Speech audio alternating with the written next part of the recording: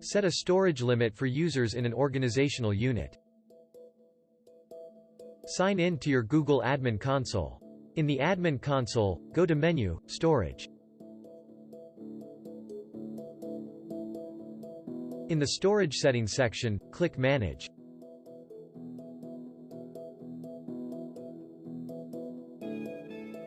At the left, click the organizational unit with the users you want to set a storage limit for.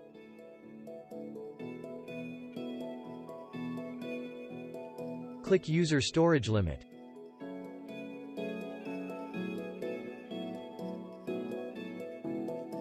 Select On, and enter the amount of storage each user can use.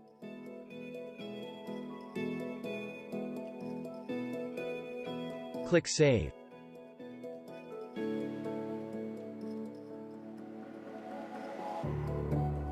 If you set a limit for a child organizational unit that was previously inheriting a limit from a parent organizational unit, click Override.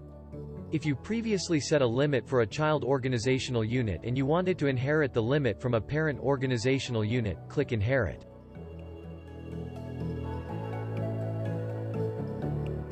If any users already exceed the storage limit, you are warned before the policy is applied.